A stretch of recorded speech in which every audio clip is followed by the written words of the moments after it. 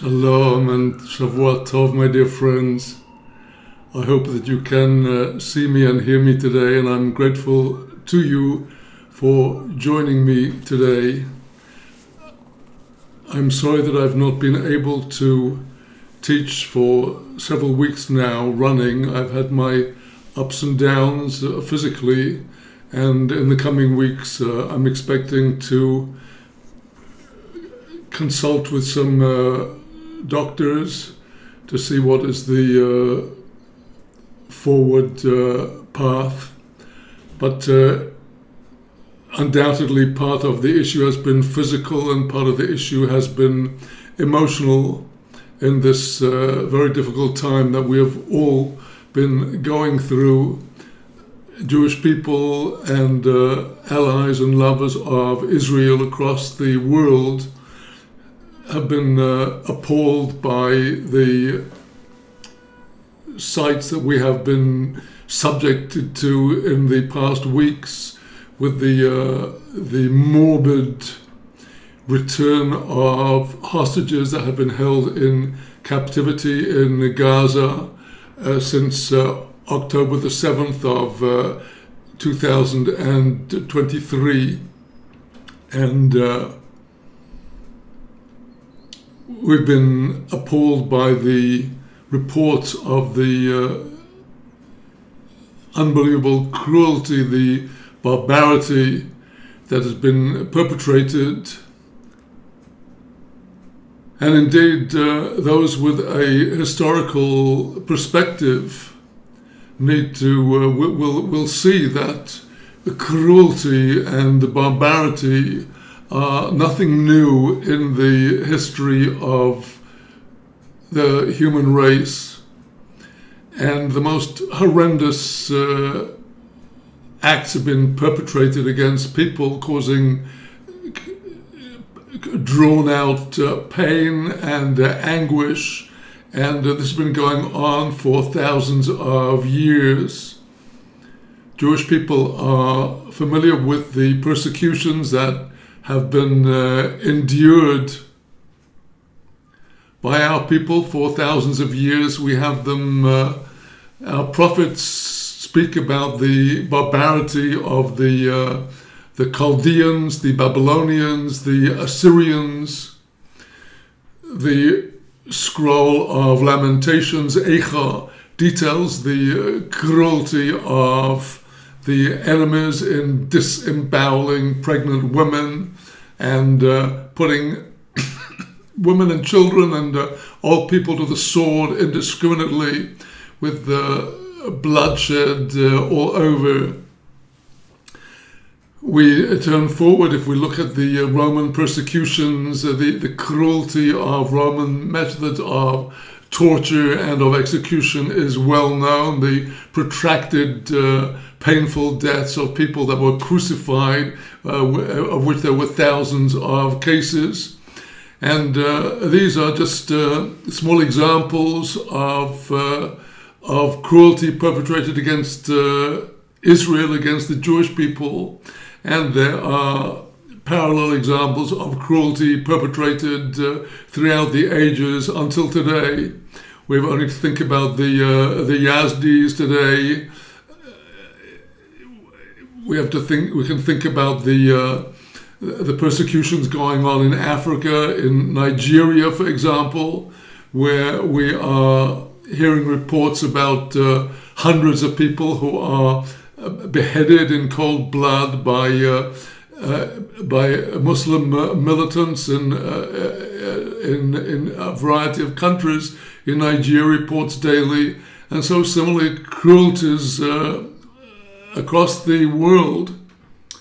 And here in Israel, this particular episode of cruelty has been particularly painful because it's been so hard for Israelis actually to admit what is right in front of our eyes, that after a year and 5 months of war, Israel is still surrounded by implacable enemies who are showing manifestations of power and strength This is happening in Gaza, where Israeli troops had entered areas and supposedly flushed out terrorists, then withdrew, only to find that the same areas were overrun by terrorists not long afterwards. And so the feeling of pain and of frustration among Israelis is extremely high. For the year and 5 months since the atrocities of October the 7th, Israelis were buoyed by the hope that the two little Babat children would be returned together with their mother, and nobody wanted to entertain the thought of what actually did happen, which is quite reasonable to understand, which is that here were those two little children torn away from their mother and bawling and screaming, and these terrorists simply strangled the children with bare hands, killed them with bare hands, and probably did the same with their mother, or used their weapons. The morbid ceremonies that have been paraded in front of everybody's eyes in the last weeks, with the return of captured hostages, some of them as emaciated as Holocaust survivors, some of them as disconnected from the world after sustaining months, if not in some cases years, of torture and torment and isolation. These have all evoked very, very powerful feelings, obviously, but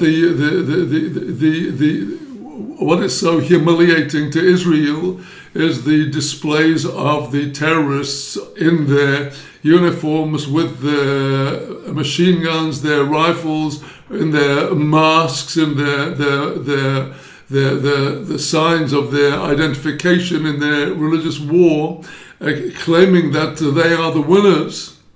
And Israelis say to them, how can you think that you are the winners? Your cities are in ruins, your buildings have been destroyed by our bombs, and yet we see that the people there are resilient, and very few people here in Israel want to really acknowledge the truth that we have been humiliated.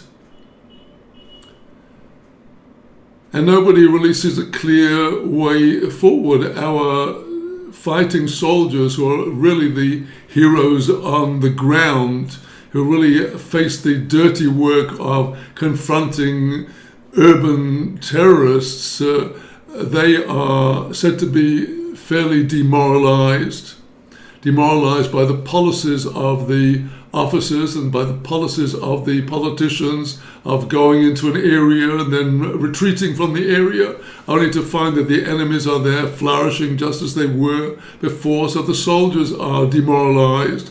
The citizens see no way forward. We were promised 5 weeks ago that if the hostages were not all released immediately, all hell was going to break loose. Well, nobody ever defined what the hell was. And it seems that now most, if not all, of any living hostages have been released, and there remain basically dead bodies. Now, whether or how this hell is going to be released, the President of the United States has said that he envisages a whole golden future for a different Gaza, where there will be no Hamas and there will only be a wonderful Riviera of profit producing real estate. But how this is going to actually be accomplished, nobody has explained to us. Is it going to be on the backs of the Israeli army? Is somebody going to suggest that they carpet bomb Gaza, or that they do to Gaza what the Americans did to Hiroshima and Nagasaki in 1945? Nobody has any clear way forward. And many people in Israel no longer believe our politicians or depend upon our army for a successful military outcome. And as I shall be discussing presently, this is a very reasonable assessment.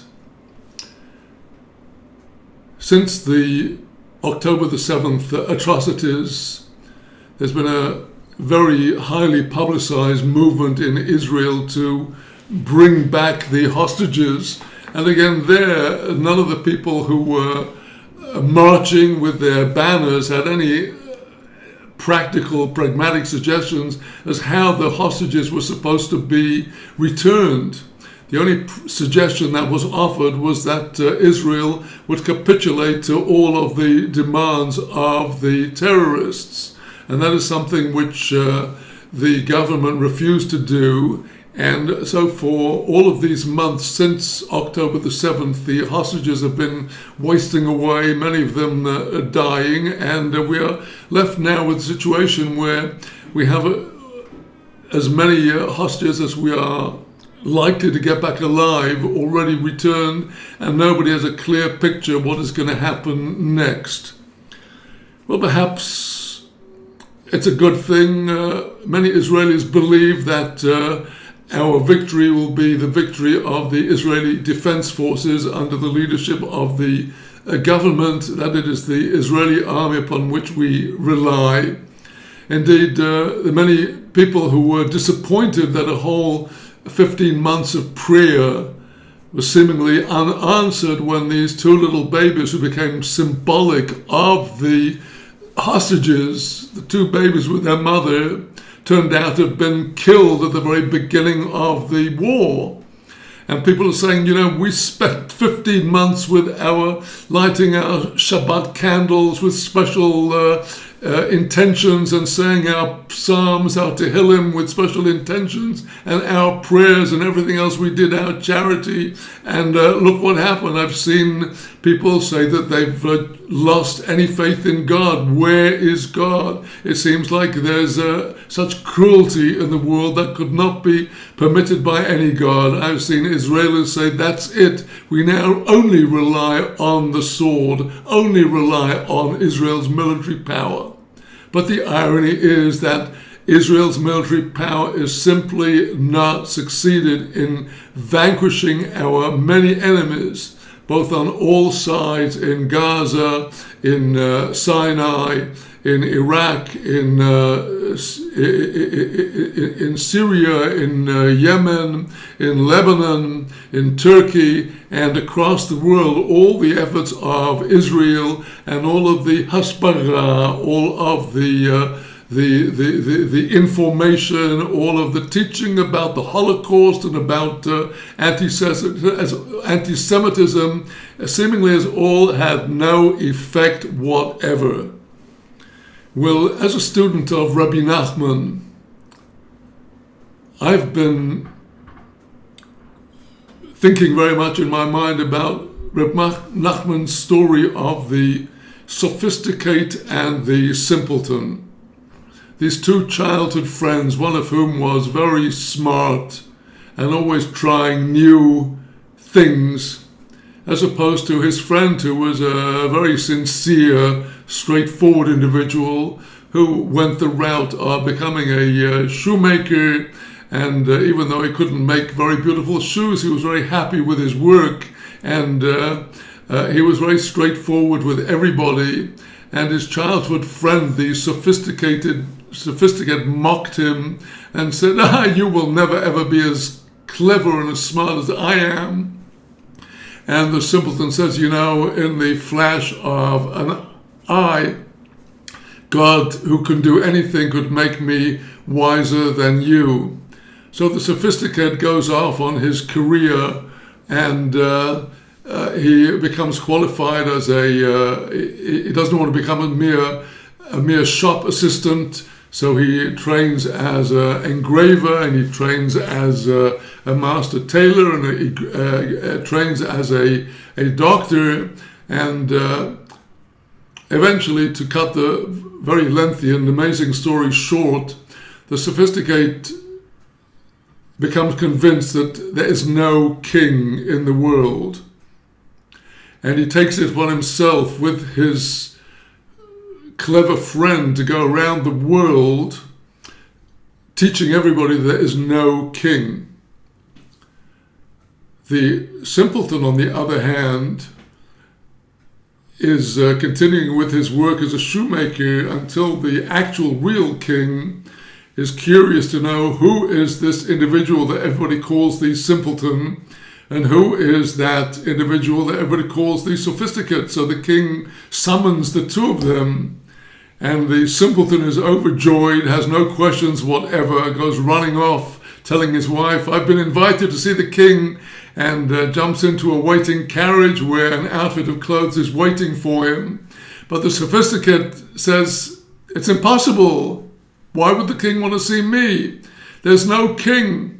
And he goes around the world telling everybody there's no king until he ends up in abject poverty, having spent all of his money.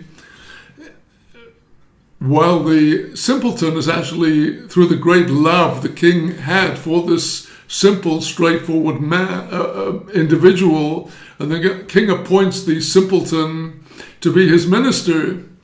And the simpleton is really, now that it's become his mazal, his destiny is on the rise.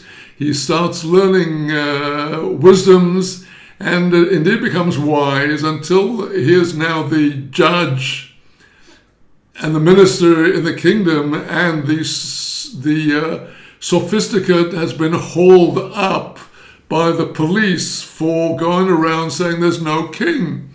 And the sophisticate is hauled up before the simpleton, now the king's minister, who recognizes him, but the sophisticate does not recognize the minister for who he actually was. And the sophisticate persists in his refusal to believe that there is a king, even though the simpleton tells him, "I've spoken to the king, I've seen him." And the sophisticate refuses to believe it. And eventually the two are sitting at dinner, and the agent of the devil comes to summon them. And the simpleton says to the sophisticate, "Will you go?" And he says, "Of course I'll go. There's nothing to be afraid of." So the sophisticate goes off with the devil, and the simpleton goes to the tzaddik, the Baal Shem, the master of the holy name, for protective amulets. And at the end of the story, the devil and his demons have the sophisticate and his companion in mud, sticky mud they cannot get free of. And they're giving them blow after blow, and the sophisticate is screaming, "You devils, why are you doing this to us? Why are you so evil? Why are you doing this?" They cannot accept that there's any evil force until the wise man comes with the tzaddik, with the Baal Shem Tov, and says to the sophisticate there in the mud, "You still don't accept, you still don't believe that there's no king. Only the tzaddik, only the Baal Shem Tov will be able to save you." Well, here I think, my dear friends, here I think we have to understand that only the tzaddik is able to save from evil. And we have to go to consider what is the root of evil, because simplistically, people do not want to accept that a truly good and loving God could possibly create evil. How could this be? How could there be such terrible evil in the world if there's a God? And if there is such terrible evil, then many people say that means there cannot be a God. Well, indeed, if you look across the world, across the creation, across the natural world, you'll see some of the seemingly most cruel things happening every day out in nature. When the hyenas catch their prey, a whole group of hyenas have a poor little gazelle cornered, and they will start tearing this gazelle to pieces while the poor creature is still alive. They will start with the hyena has one of those, the most powerful jaws of all animals in creation, and they will lock their jaws into this poor creature's softer parts and start ripping out their intestines and eating while the creature is moaning and groaning in pain. In most cases, the lions show a greater, one might say, kindness in normally killing their prey before they actually begin to consume the prey. But the hyenas have this cruelty. Now, similar things can be seen in other areas of nature. Take certain vipers, certain poisonous serpents, who, when they inject their venom into their victim, the death of the victim can be incredibly painful and protracted. One has seen footage of major creatures like lions having been bitten by some venomous serpent, writhing in pain and shuddering and shaking and trembling in the pain. And we can see similar examples of predators with their prey across nature. The little fly that gets caught in a spider's web and is desperately trying to get free. And the spider waits until this poor creature is totally exhausted and then proceeds to mummify the creature until the spider is going to eat it. And so it is with across the creation. This is one of the greatest mysteries of creation, that all of this is the case. And we cannot deny that human history is besmirched with the most horrendous examples of creation, of cruelty, so often perpetrated in the name of kindness. If we look at the records of what was done against Jewish people in the Spanish Inquisition who refused to convert to the Catholic faith, the torment and the tortures which they were submitted to by their Catholic torturers, who were so kindly trying to redeem their souls and save them from hell by having them confess to the Catholic deity. The cruelty was the things that have been witnessed over the last few weeks. We cannot compare them to anything, but the same is true of similar cruelties that have been perpetrated across time through history. And we must turn to Genesis, to the conclusion of chapter 1 of the account of creation. And God saw all that he had made, and it was very good. Tov me'od. Not just tov, not just good, but very good. Said the sages of Israel, the additional word very good, tov me'od, refers to the angel of death. This is a very, very profound concept, and unless we understand this concept, we will not be able to understand how to deal with the evil that surrounds us today if we strive to be the righteous.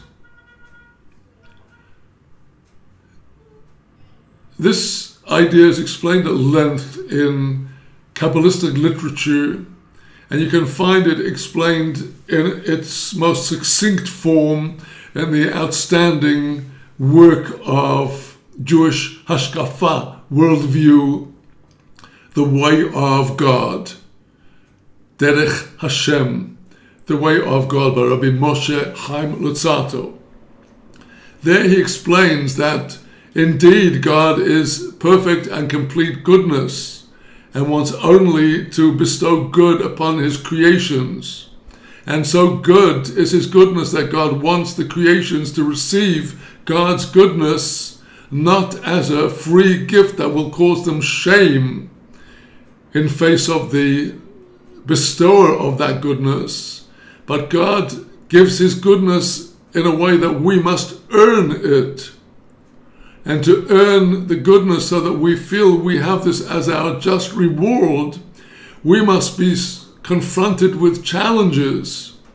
We must be faced with choices between good and evil, and according to our choices, so we will receive the consequences of our choices in the future life. This is the central concept of the whole Kabbalah.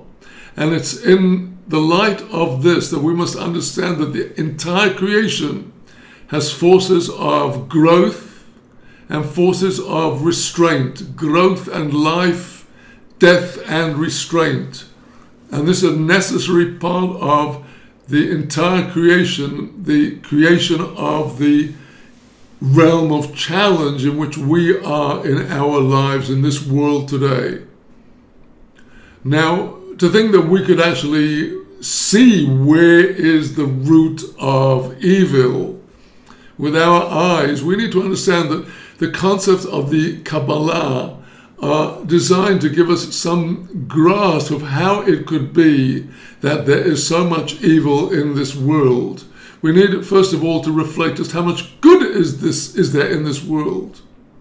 The goodness in this world is we don't even think about it. If we were to think about the goodness that we receive from morning till night, from the moment we wake up in the morning to find our soul has been restored to us, that our bodies function, our eyes, our ears, our nervous system, our ability to stretch, to walk, and everything else, about the wonders of livelihood, about the variety of foods and nutrients and the provision of all the things we could possibly think of that we could need in our lives. Look around your home, look around where you are right now, and how many things there are: your chair, your pillows, your sofas, your tables, your devices, your windows, your curtains, everything else that you have. All of these things are all part of this amazing creation that has been given to us for so much good, for so much pleasure. And on the other side, we see so much evil, so much wickedness, so much intrigue, so much selfishness, so much cruelty by people one against the other. And it might be said that the root of it all is evil eye. The serpent in Genesis is symbolic of this root of all evil that is constantly scanning the beneficiaries of God's goodness and trying to find a way to spoil it. That is what evil is about for the righteous. The righteous have been created with the potential to be righteous if we will make the righteous choices. And every time we miss, every time we lose, every time we don't actually get to where we should be aiming for, we are giving a little extra hold to evil. If we have a desire that is not quite legitimate, but we give way to it, the next time we have that desire, all the more are we likely to give way to it. And there will be consequences of this action across the entire creation in a way that we cannot imagine. We're like creatures that are emanating from every cell in our body, messages to the whole of the rest of creation, and we are, as it were, on the very center point of the fulcrum of the scales. If we go this way, we will incline creation this way. If we go that way, we'll incline creation that way. We have the free will. From our point of view, the evil that God has created around us in the world is for our benefit if we will avoid it, if we will avoid the temptations that give strength to the side of evil. When I was beginning my journey into Torah and Hasidic literature back some 50 years ago, I came to the Torah with the contemporary Western attitude that all people must basically be good. all people should be equal. This has been the ideology of the world for the last several hundred years, that we have diversity, we have equality, we have inclusiveness. Everybody is the same. The same rights. Everybody needs to be trusted. And we are now watching anybody who's looking at what's going on in America, in Europe, in other countries across the world, where people of different cultures are being thrown together, that this is causing horrendous outcomes. By and large, over the last several hundred years, the Western countries became relatively civilized. They became relatively subject to law and order. The British, for example, have had several hundreds of years free of any civil wars. Their wars have been against enemies outside the country. But now, over the last 30, 40 years, having imported literally millions of people, and this is continuing day by day, people from very different cultures, very different levels of civilization, it must be said. The British are seeing those who are able to open their mouths and say what is actually happening on the ground, that there are daily stabbings, daily assaults, daily rapes, daily muggings, daily robberies, burglaries, and murders on a scale that was unknown 40 or 50 years ago. The same is happening in countries like Sweden that previously were free of crime and rape and are now centers of crime and rape, and all because of this cultural mix that nobody's allowed to talk about. The Torah teaches us that there are 70 root nations. The Torah teaches us that the different nations are associated with different beliefs, with different attributes, different characteristics. The Torah teaches us that there are some ethnic groups that are intrinsically violent and dangerous. As we now approach the month of Adar, where our focus will be on the destruction of Amalek, we have to stand up in the face of all of the ridiculous and fallacious accusations of genocide against the people of Israel, as it were performing some kind of genocide against a nation that is not a nation, that everybody calls Palestine. There is no genocide going on in Gaza, and the proof is that you can see the footage of the citizens of Gaza celebrating, eating, drinking, distributing cookies, and with plenty to eat. There is no genocide whatever. A genocide is taking place when somebody like Adolf Hitler and his cronies plan their final solution and start sending in their troops to shoot any Jews in sight, to round up Jews first into ghettos, then transport them in cattle trains to concentration camps and to gas them. That's a genocide. A genocide is when in a country like Nigeria, groups of fanatical Islamists come in and they start shooting up and killing and executing and butchering hundreds and hundreds of Christians. That is genocide, and things like that. Those are genocides. And the Torah commands us to discriminate between the nations. The Torah says not all people are equal. Not all people are reclaimable. A male Moabite and a male Ammonite you may not accept into your assembly ever. Their women, if they convert, like Ruth the Moabite, may be accepted, but not the male Moabite. There's something in the genes that will prevent them from ever accepting upon themselves the rigors of the Torah.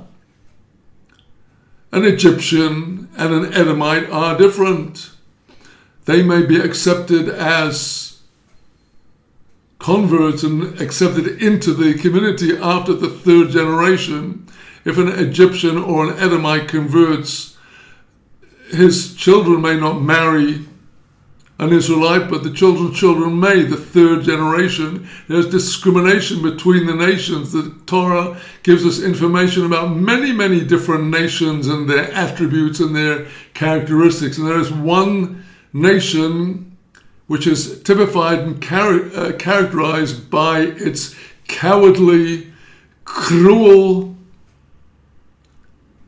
barbaric attacks on the weakest and the most vulnerable, on little children, on the elderly, on those who have just not made it to be successful Israelites, those whom the cloud has rejected.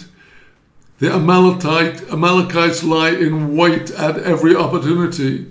When the Israelites came out of Egypt, when the Israelites tried to come into the land of Israel, each time the Amalekites were there to attack ruthlessly, barbarically.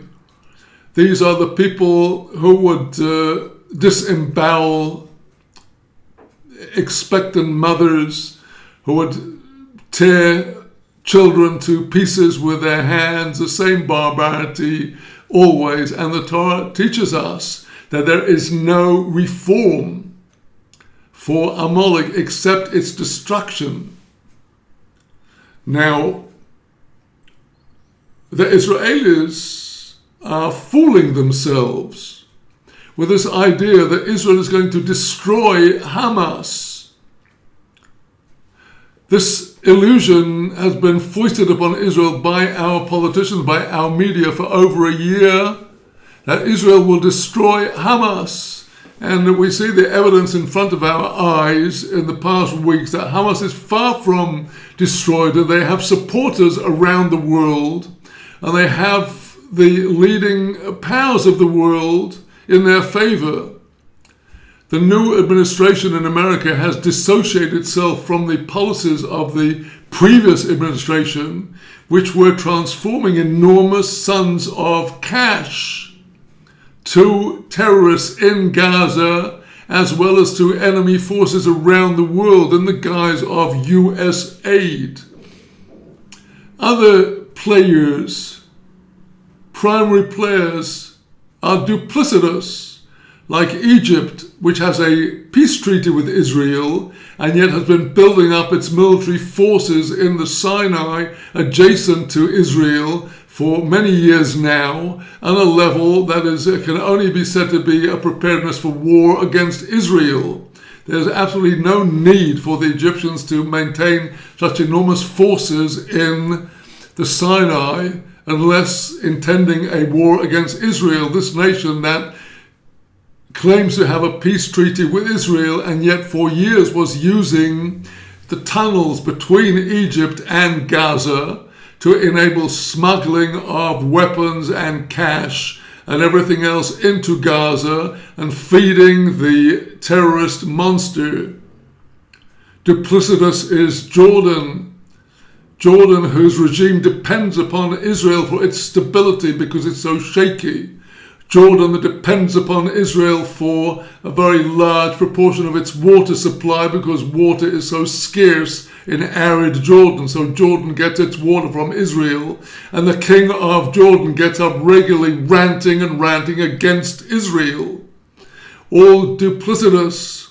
Heaven knows what is being discussed behind the scenes between Saudi Arabia and Qatar, Iran, the Emirates, about what are their plans for torpedoing President Donald Trump's vision for Gaza and making sure that an enemy of Israel will survive in some shape or form.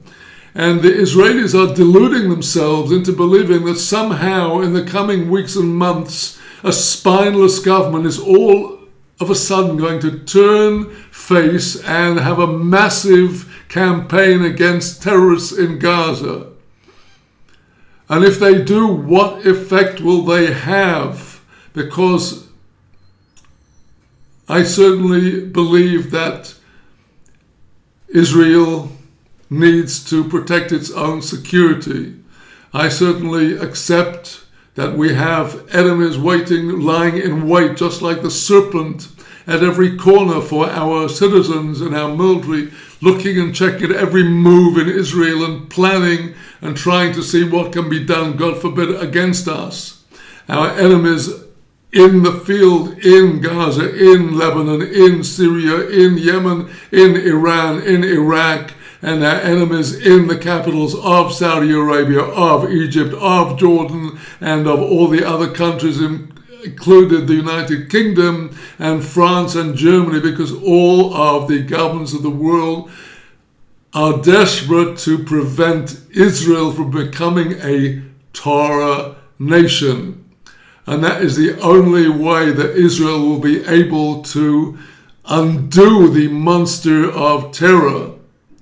The Arab enemies do not hide for a moment that they are fighting a religious war, jihad. And because so many of the helm in Israel do not have a perspective of faith and do not want to think about a religious war, because if Israel wins a religious war, that will require Israel to return to the Torah, and that is not what many people in Israel want. They want no return to Shabbat, no return to Kashrut, no return to Torah decency, no return to Torah norms. So they persist with this illusion that the Israeli army will overcome Arab terrorism, and that is an illusion. It is an illusion that we are ourselves accepting into ourselves, because that is not the way that God's equilibrium works. God has taught us in the reproofs at the end of Deuteronomy, the portion of Ha'azinu, Moses' final song to the children of Israel. You have provoked God with gods that are not a God. And that's how God shows Israel at every step of the way that the Israeli army cannot win a war. The illusion that we can go back to a victory on the scale of 1967 is nothing but an illusion. God shows every step of the way the terrible work accidents in the Israeli army, the numbers of soldiers that have gone through, have lost their lives through so-called friendly fire, through accidents, helicopters that go down, and so on and so forth. You cannot win unless you are going to first and foremost put your faith in God Almighty and return to the Torah. That is the message of all of the prophets. How can you possibly expect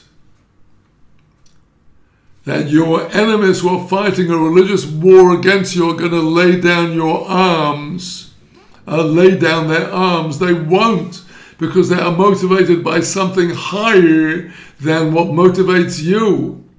We have seen that our enemies have no value for human life, not for the lives of their enemies and not for the lives of their own. We say that human life, which is a prime value in the Torah, is simply not a part of their worldview.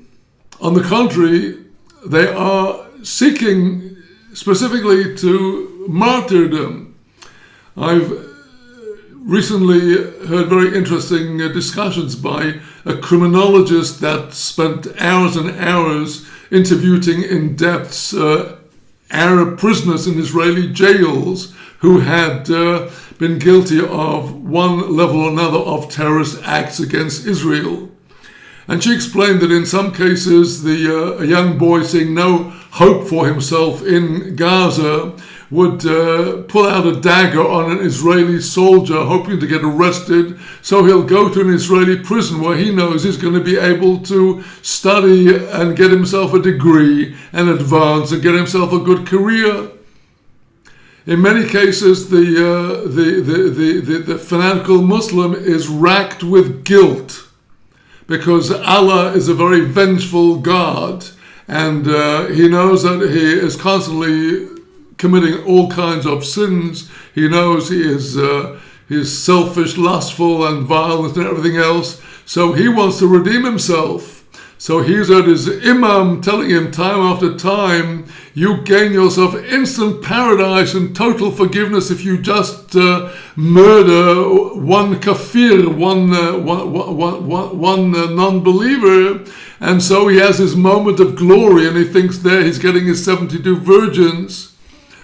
Well, now, for every 1, 2, 5, 10, 100, 1,000 of these people the Israeli forces capture, there will be more and more and more, because people across the world and people who consider themselves to be Arabs and Palestinians in so many cases see no hope for themselves and believe that their whole spiritual redemption is specifically in killing Jews and in making life impossible for Jews.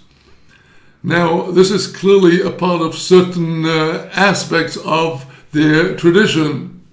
It is arguable whether it is separable or not separable from the tradition. I'm not here to discuss that today. But what we need to understand is, as our prophets, the prophets of Israel, have taught, this fanaticism has been created by God as his stick and his staff against Israel. It started with the Christian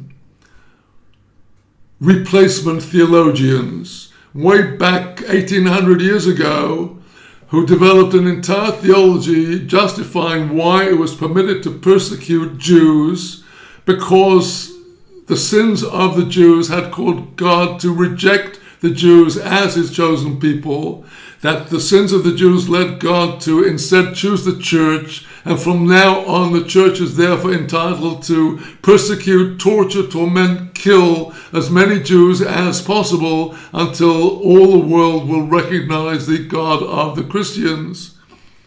Now, Islamic replacement theology developed several hundred years later, where there arose a tradition that claimed that the prophecy of Moshe Rabbeinu, Moses, our teacher, is no longer the final word in prophecy, and that a new prophet has arisen, that the entire world has to submit to this prophet.